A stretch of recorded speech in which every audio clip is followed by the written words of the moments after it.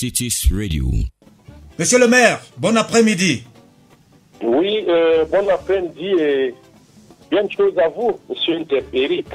Monsieur le maire Robert Batoum, ça fait plaisir d'entendre votre voix, de vous savoir parmi les acteurs de ce conseil municipal par radio interposé cet après-midi. Alors, on va pas tourner autour du pot, on va commencer par vous poser la question. Comment va la commune de Massock-Son-Loulou? Monsieur Ted, je vous assure, la commune de Massock-Son-Loulou va un peu comme tout le Cameroun, hein, parce que quand vous observez la marche de ce pays aujourd'hui, vous avez l'impression qu'il veut tanguer, hein, vous avez l'impression que ça va dans tous les sens. Ouais. Donc, c'est un peu la même impression que nous avons, nous autres, à Massock, et même toutes les populations de la commune. C'est-à-dire que nous avons tout ce qu'il nous faut pour que les choses marchent bien, mais dans la réalité, de façon concrète, vous vous rendez compte tout de suite qu'il y a des blocages, il y a peut-être des personnes quelque part qui ne veulent pas justement que les choses avancent comme ça devrait aller. Et c'est un peu comme ça hein, que va la commune Massock aujourd'hui. Bon, nous essayons, bon an, mal an, de nous battre, d'essayer de poser, n'est-ce pas, des bases et des jalons, n'est-ce pas, d'un développement périn. Et c'est un peu la touche PCRN. Je ne sais pas s'il fallait que je mette ici en avant, j'allais dire cette connotation politique, mais il faudrait aussi le dire que grâce au PCRN, Massock-Son-Loulou, malgré les conditions vraiment difficiles aujourd'hui, essaye de sortir la tête de l'eau, hein, c'est ça. Alors, vous êtes la commune qui abrite le barrage de Son-Loulou. Est-ce que les problèmes d'électricité sont aussi criards là-bas qu'ici ou alors dans les autres communes qui ne bénéficient pas d'un tel potentiel? On se rappelle également que vous vous êtes doté d'un engin de génie civil dernièrement. Est-ce que cet engin participe à l'amélioration du cadre de vie des populations là-bas? Oui, disons que le barrage est là. C'est une très grosse infrastructure, n'est-ce pas, qui héberge notre commune.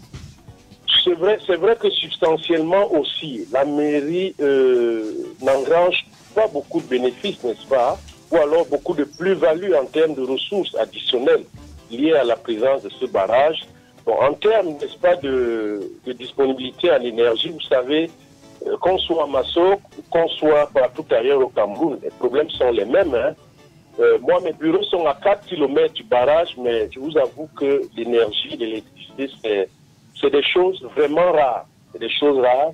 Et nous également, nous subissons ce programme de délestage, parfois de façon même très accrue encore, et de façon parfois paradoxale, au vu de la proximité qui est la nôtre par rapport au barrage. Bon, mais nous faisons avec. Nous essayons, n'est-ce pas, d'apaiser les populations. Nous essayons de leur apporter, n'est-ce pas, quelques ingrédients de citoyenneté pour qu'elles comprennent que le barrage peut être là, certes, bon, mais le barrage est le patrimoine plutôt de toute la nation et qu'elle également devrait subir les contre-coups, n'est-ce pas, des aléas que parfois nous-mêmes nous ne maîtrisons pas. Parce qu'on vous parle parfois de questions climatiques qui influencent la bonne marche du barrage. On vous parle parfois des questions de mauvais management au niveau central, soit au ministère, soit des néo, qui font que l'énergie ne sera jamais disponible, que ce soit à Massock ou partout ailleurs. Donc il faudra bien expliquer cela aux populations pour qu'elles comprennent et le travail auquel nous sommes attelés au quotidien. Et je crois que les populations nous font confiance et essaient pas de supporter tous ces aléas et tous ces contre-coups, n'est-ce pas, liés à l'absence vraiment d'énergie. Pourtant, nous sommes à quelques pas tout simplement de ce barrage-là. Et le problème des routes?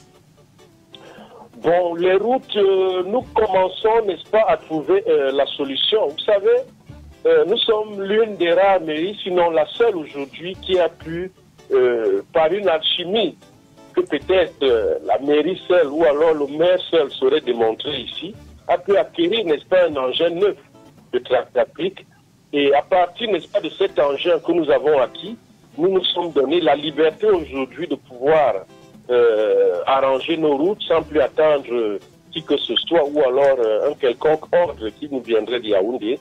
Donc, à partir de notre engin aujourd'hui, nous avons mis un programme d'aménagement de nos artères, de nos bretelles, et c'est ce qui se passe dans les populations.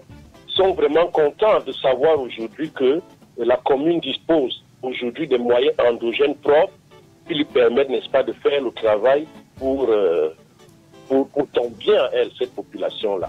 Donc, les routes, nous commençons déjà à les aménager.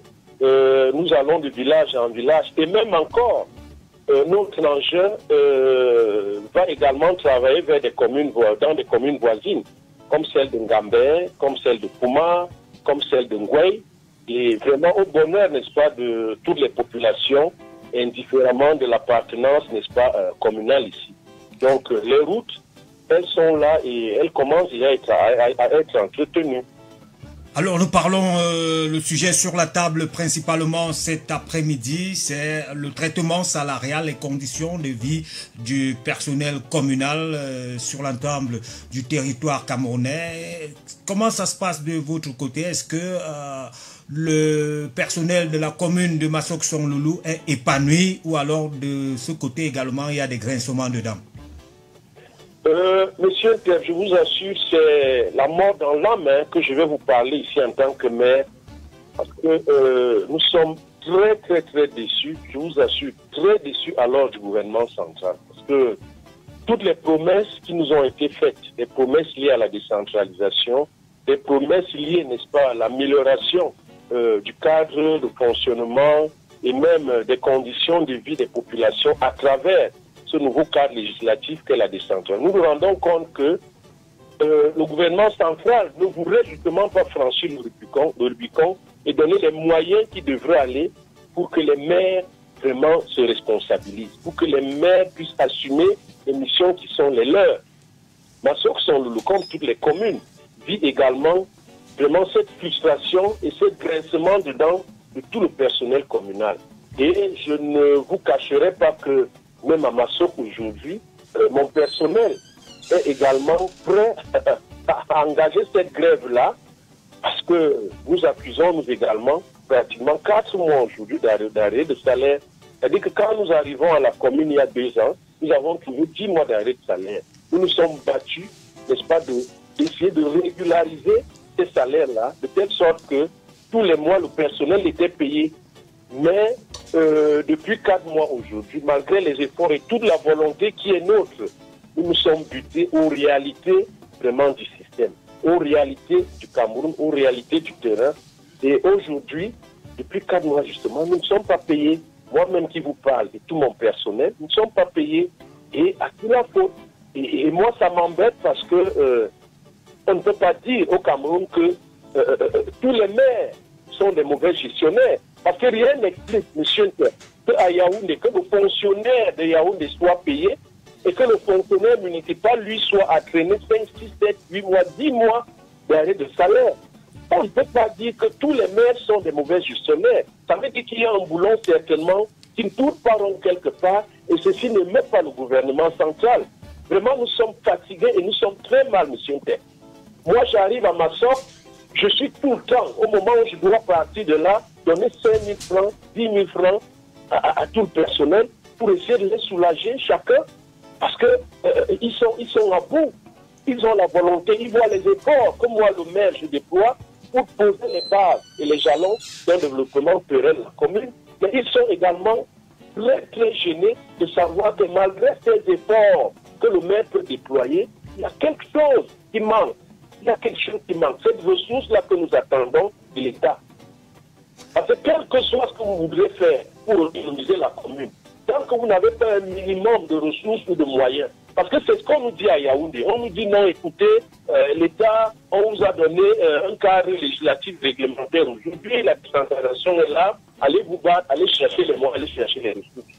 Nous voulons bien, mais même ces ressources-là, il faut créer aujourd'hui le moindre consultant qu'il faut faire venir pour qu'il travaille pour les projets de la commune. Il faut pouvoir le payer. Et vous le payez avec quoi, monsieur Terre? Vous payez ce consultant avec quoi quand la mairie n'a pratiquement rien comme ressources? Alors nous nous disons vraiment, nous sommes fatigués de ce bluff, nous sommes fatigués de cette conspiration où on a jeté tous les maires en pâture et les populations commencent elles aussi à comprendre que les problèmes viennent effectivement de Yaoundé. Donc, Massok Sondolo, comme toutes les communes du Cameroun, souffrent aujourd'hui de cette rareté de ressources et qui fait que les populations, j'allais dire le personnel communal également, est enclin aujourd'hui à aller vers la grève. Accumuler 4 mois d'arrêt de salaire, je vous assure, quand vous êtes un père de famille avec des enfants et des épouses à la maison, je ne sais pas comment ça peut se gérer. Donc vraiment, nous allons très mal à Massok Sondolo. Alors, monsieur le maire, la décentralisation voudrait également qu'on passe du concept des communes de consommation aux communes de production. C'est une forme de gestion de l'État qui voudrait que les communes soient un peu plus autonomes. Alors, comment est-ce qu'on doit comprendre ce doigt accusateur toujours porté vers le gouvernement central en tant que responsable des blocages au niveau des communes? Est-ce que vous-même, vous nous avouez que vous ne parvenez pas à vous assumer en tant que commune? Vous avez toujours besoin de l'appui du gouvernement? Monsieur, il faudrait que nous soyons conséquents et que nous soyons sérieux. Moi, je vous prends le cas de Massok Sondolo. Oui. Massok Sondolo héberge aujourd'hui le plus grand barrage hydroélectrique du Cameroun. Mais qu'est-ce que ma commune reçoit de ce barrage-là en termes de taxes et autres? Ma commune ne reçoit rien. Ma commune ne perçoit même pas la taxe foncière. Ma commune ne perçoit pas la patente. Même en termes de RSA, responsabilité civile d'entreprise, ma commune ne reçoit rien des néo. Alors qu'est-ce que l'État central fait, n'est-ce pas, pour rendre cette commune-là viable aujourd'hui? Ma commune est productrice de bois. Vous allez à Sombenge, à Masso, vous voyez les grumiers qui sortent, on vous dit que c'est des ventes de coupe. Ces ventes de coupe, avant que les concessions ne soient faites, les forestiers ou alors les responsables d'entreprises forestières payent la redevance forestière au niveau du trésor ici à Yaoundé. Et parce que nous, on nous parle de la caisse unique de la trésorerie, je ne sais pas comment ça se dit très exactement, cet argent ne me revient pas au niveau de la commune. C'est-à-dire que on verra des grumes, on verra des grumiers entrer et sortir, ce que les forestiers ont même versé ici, dont ma commune devrait bénéficier d'une quote-part. Cet argent n'arrive pas au niveau de ma commune. Tout est géré à Yaoundé. Tout est centralisé ici. Donc le bois sort, mais je n'en jouis pas. Je n'ai aucune dividende. Monsieur, écoutez bien ce que je vous dis, parce que c'est très facile de s'asseoir et d'accuser les maires. Hein. Oui. Je vous assure. Alors, toutes ces ressources-là, qui sont centralisées au niveau de la caisse unique du trésor ici, pourquoi est-ce qu'on ne les rétrocède pas au niveau des communes bénéficiaires? Je vous parle des néo aujourd'hui avec ce barrage-là. Pourquoi est-ce que tout doit partir des néo, aller à la péréquation et que je sois maintenant suspendu au CAC qui doit me revenir après 4 mois ou 6 mois, alors qu'on aurait pu, une fois les ressources parties, peut-être laisser une portion minable ou alors minime pour la commune et envoyer le reste à la péréquation. Mais tout va à la péréquation, mais pour que cet argent me revienne à la commune, je dois pouvoir commencer à grincer les dents, monsieur Nter. Donc, il ne faut vraiment pas jeter les maires en pâture, comme je disais tantôt. Je crois que la grosse responsabilité est celle de l'État central. Nous avons quelques fonctionnaires ici, et ça nous en sommes convaincus aujourd'hui, qui refusent d'implémenter le programme du chef de l'État, qui est pourtant un programme noble de pouvoir donner les moyens aux communes, de pouvoir leur permettre de s'autonomiser. Si je prends une fois de plus le cas de Massok Sondolo comme exemple, regardez les efforts que le pauvre maire que je suis a pu déployer aujourd'hui. J'ai pu acheter un engin, je vous ai dit, par une ingénierie exceptionnelle. J'ai pu avoir une niveleuse neuve de la part de Tractafrique, parce que Tractafrique ne vend pas des engins sur BIP aux communes. Quand vous allez à Tractafrique pour acheter un engin, Tractafrique vous dit non, allez au FECOM contracter un crédit, ou alors vous venez avec une ressource propre, vous venez acheter l'engin que vous voulez. Moi, par une dextérité et une ingénierie vraiment exceptionnelle, j'ai pu convaincre Tractafrique afin que je puisse acquérir l'engin de ma commune. Cet engin travaille déjà aujourd'hui et nous rapporte quelques dividendes. Par rapport à Néo, j'ai pu créer, n'est-ce pas, une entreprise de droit communal, à Massok que j'appelle la jardinière communale municipale, qui aujourd'hui presse déjà au niveau du barrage et a pu glaner, n'est-ce pas, le marché d'entretien des espaces verts au niveau du barrage. Vous vous imaginez, voyez donc tous les efforts que moi je déploie. Mais comment je peux déployer autant d'efforts alors que je n'ai pas le minimum d'accompagnement que l'État central aurait dû m'apporter? On commence à être fatigué, monsieur Ntep. Ça, je vous le dis. Et je vous avoue que moi, à des moments, j'ai même parfois envie de jeter le tablier. De jeter le tablier. Parce qu'à un moment donné, vous devenez malade avec toutes ces pressions et tous ces stress. Parce que vous ne comprenez pas comment tout un État peut abandonner des communes entières. Je continue à dire pourquoi est-ce que le fonctionnaire de Yaoundé doit être payé et le fonctionnaire municipal ne l'est pas. Tous les maires ne peuvent pas être des mauvais gestionnaires, monsieur Ntep. Il y a un boulot certainement quelque part qui ne tourne pas rond et ceci doit pouvoir émouvoir nos dirigeants à Yaoundé. Et là, il faudrait justement que l'État central fasse un effort.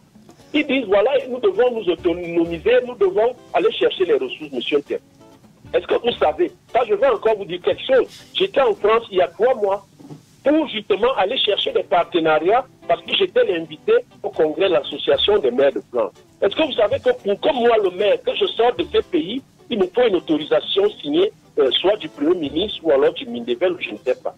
Pour que j'ai cette autorisation-là, j'ai déposé mon dossier. Jusqu'au moment où je devrais partir, je n'ai pas pu avoir l'autorisation de sortir du territoire.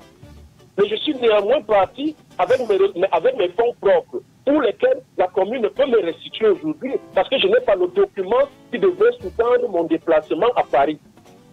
Je suis parti avec mes moyens propres et je n'ai jamais eu le document, l'autorisation de sortie que le gouvernement devrait me donner pour aller chercher des partenariats, aller chercher des ressources additionnelles à l'étranger. Alors, quelle est cette décentralisation où on abandonne tout le monde, où on abandonne le maire qui doit se battre, qui doit se chiner seul, alors que les fonctionnaires à Yaoundé sont tapis et jouissent tranquillement et paisiblement du pays? Ça, il faut qu'on se le dise, monsieur Ntep. Dans ce combat, dans cette recherche de voies et moyens pour l'épanouissement des populations et l'épanouissement aussi des communes, quel est le rôle des CVUC, monsieur le maire? Vous devez être dans cette association comme un contrepoids qui parvient à tenir tête au gouvernement et à négocier d'égal à égal, les yeux dans les yeux, d'homme à homme. Les CVUC dans toute cette gestion. Les CVIC représentent la corporation des mairies, c'est vrai. Mais vous savez aussi que les CIC, en majorité, n'est-ce pas, sont constitués des maires, n'est-ce pas, d'obédience RDPC, excusez-moi le terme. Ouais. C'est-à-dire des maires qui n'ont pas, j'allais dire, suffisamment de courage de pouvoir dénoncer l'État qui mine la décentralisation aujourd'hui. Et c'est pour ça que moi, chaque fois que j'ai eu l'occasion et l'opportunité d'en parler, je le dis, et c'est le reproche que nous faisons à tous nos autres collègues. Et c'est le reproche quelque peu que nous faisons au CVUC.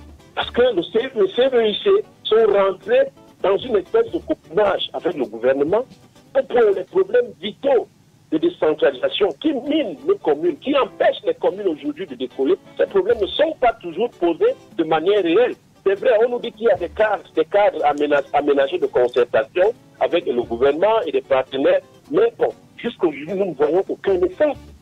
Nous ne voyons aucun effet. J'étais au CVIC il n'y a pas longtemps. J'en ai parlé avec le président national, le maire de Yaoundé, M. Tamba. Nous lui avons dit, mais nous attendons. Et le temps passe. Écoutez, M. Ntep, nous sommes à 2 ans déjà de nos mandatures. Tout à fait. D'ici 2 ans et demi, 3 ans, nous ne serons plus maires. Peut-être qu'il faudra repartir, aller refaire des promesses qui, cette fois-là, seraient peut-être assez fallacieuses. Parce que qu'est-ce que nous allons dire à nos élus en repartant demain solliciter leur suffrage? Alors que les programmes et tout ce que nous avons prévu, n'est-ce pas, pour aménager leur cadre de vie et autres, rien n'a pu être fait à cause du laxisme et de l'indolence qu'on observe auprès de nos administrés ici au niveau central. Donc vraiment, les CVIC sont là, c'est vrai, mais les CVIC ont encore beaucoup à faire. Parce que les enjeux sont là, ils sont grands, ils sont colossaux, et nous voyons le temps passer, et nous nous rendons compte que les CVIC peut-être avancent, mais n'avancent pas au rythme, n'est-ce pas, de nos attentes, et nos mandats sont en train de courir. Et au-delà des CVEC, il y a également l'accompagnement du FECOM. L'apport du FECOM pour l'épanouissement des communes. Vous, du côté de Masok Songloulou, est-ce que vous avez des initiatives là-bas qui sont appuyées par le FECOM ou alors vous attendez encore? Non, nous avons des initiatives, nous avons des projets que nous avons mis sur pied, n'est-ce pas? Moi, par exemple, je suis en train de maturer, n'est-ce pas, le projet de construction d'une mini-cité municipale à Masok, avec les résidences du même. Vous savez que je suis maire à Masok, c'est pas de résidence là-bas. J'ai pas de résidence là-bas. Mon village est à 40-50 km du centre de Masok. Donc, on me dit aujourd'hui que non, j'aurais dû construire une maison personnelle à Masok. Je dis non. Mes prédécesseurs, qui étaient du RDPC, auraient dû penser à ça depuis et construire une résidence des maires, ce qui n'existe pas.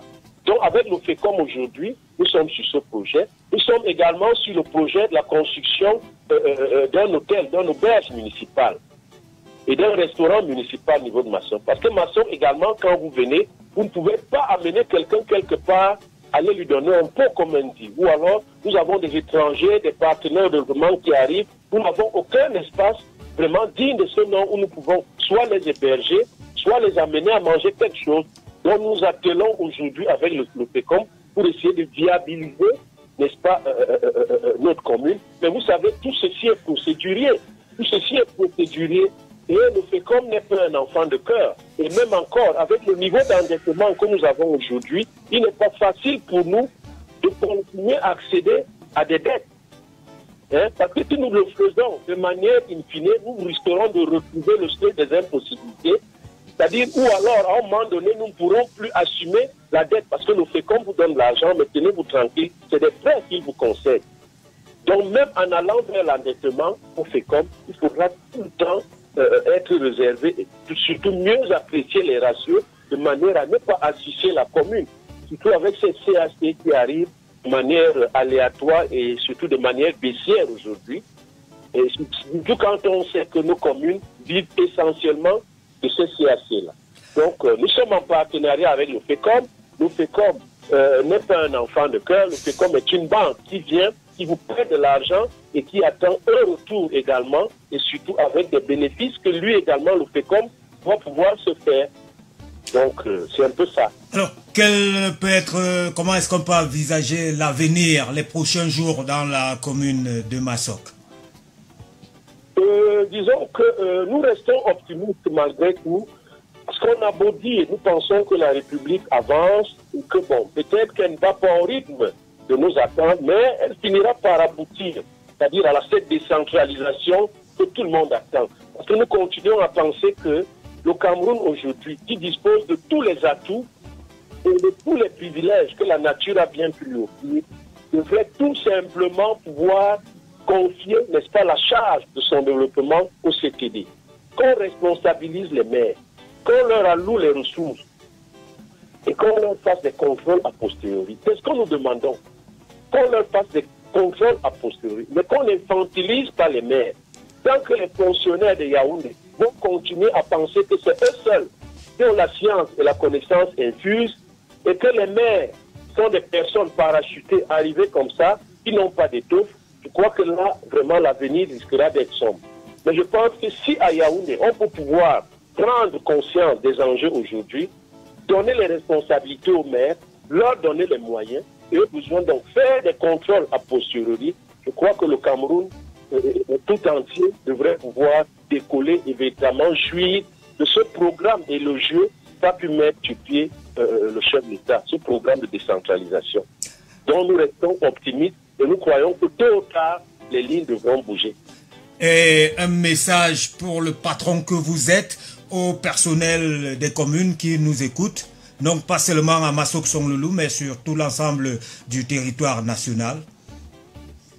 Bon, pour le personnel des communes de toute la République, je leur dis vraiment mes encouragements. Je leur demande d'être patients, également d'être optimistes, parce que le meilleur est à venir tout compte fait. Nous les maires, je ne signerai pas ici au nom de tous les maires, mais quelques maires quand même se battent et sont conscients du fait qu'il va être important que tout le monde puisse mettre la main dans la pâte. Parce que le maire arrive, le maire trouve une administration qui est déjà établie, le maire est peut-être celui qui va impulser, mais le maire a besoin de toutes les compétences de la commune. Et surtout, ce personnel-là, qu'il faudra tôt ou tard recapaciter, qu'il faudra tôt ou tard redonner, n'est-ce pas, tout ce qu'il faut pour qu'il retrouve la citoyenneté normale qui va avec le programme de décentralisation aujourd'hui. Nous pensons que ces populations-là doivent continuer à croire, n'est-ce pas, à la République. Parce que le Cameroun, avec tout ce qu'il dispose comme atout, finira par franchir le Rubicon et véritablement accéder à son développement. Parce que qu'est-ce qui peut nous expliquer, monsieur Ntep, que des pays comme le Rwanda, qui n'ont rien en termes de potentiel économique, en termes de ressources, comment ces pays émergent aujourd'hui? Comment ces pays font? Et c'est là où nous constatons toute la corrélation forte qui existe entre le management et le développement. C'est-à-dire que quand vous gérez bien, tout de suite le développement devra suivre. Comment des pays comme le Botswana, comme le Kenya, qui n'ont pas autant d'atouts que le Cameroun, et même comme la Côte d'Ivoire, comment ces pays font pour décoller aujourd'hui et le Cameroun continue à traîner les pieds? Nous pensons que le Cameroun, avec tout ce qu'il dispose comme atout, est un pays, n'est-ce pas, dont l'avenir va certainement être radieux, et que le personnel communal, avec ce statut qui va lui arriver, ce statut du personnel local, avec toutes les dispositions que la loi, n'est-ce pas, prévoit par rapport à cette décentralisation, nous pensons que le meilleur est à venir et que ce personnel-là se remobilise et continue à croire en la République. Monsieur le maire Batoum Robert, merci d'avoir répondu à nos questions. Je vous en prie, monsieur Ntep. Et bien des choses à vos auditeurs. Merci, à la prochaine. Cities Radio.